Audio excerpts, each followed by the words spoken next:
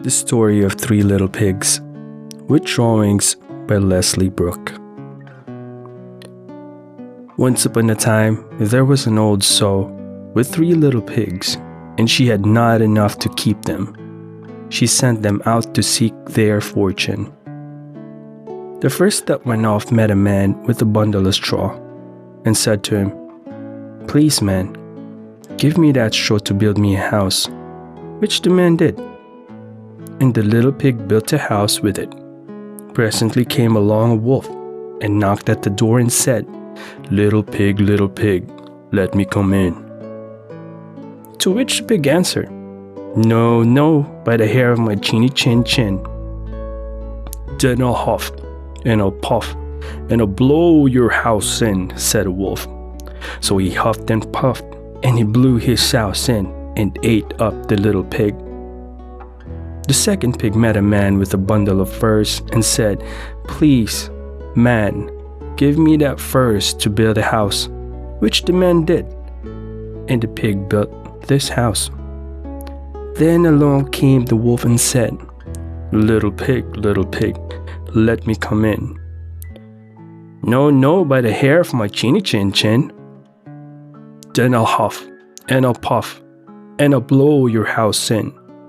So he huffed and puffed, and he huffed and puffed, and at last he blew the house down and ate up the second little pig. The third little pig met a man with a load of bricks and said, "Please, man, give me those bricks to build a house with." So the man gave him the bricks, and he built his house with them. So the wolf came in as he did to the other little pigs, and he said, little pig, let me come in." "No, no, by the hair of my chinny chin chin." "Then I'll huff, and I'll puff, and I'll blow your house in." Well, he huffed and he puffed, and he huffed and he puffed, and he huffed and he huffed, but he could not get the house down. When he found that he could not, with all his huffing and puffing, blow the house down, he said, "Little pig, I know where there's a nice field of turnips."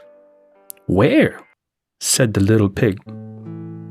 "Oh, in Mr. Smith's home field, and if you will be ready tomorrow morning, I will call for you, and we will go together and get some for dinner." "Very well," said the little pig, "I will be ready. What time do you mean to go?" "Oh, at 6 o'clock. Well, the little pig got up at 5 and got the turnips and was home again before 6. When the wolf came, he said, "Little pig, are you ready?" "Ready?" said the little pig. "I have been and come back again and got a nice pot full for dinner." The wolf felt very angry at this, but thought that he would be up to the little pig somehow or other. So he said, "Little pig, I know where there is a nice apple tree." "Where?" said the pig. "Down at Mary Garden," replied the wolf. "And if you will not deceive me, I will come for you at 5 o'clock tomorrow, and we will go together and get some apples." Well, the little pig woke up at 4 the next morning and bustled up and went off for the apples, hoping to get before the wolf came. But he had farther to go and had to climb the tree, so that just as he was coming down from it, he saw the wolf coming, which, as you may suppose, frightened him very much.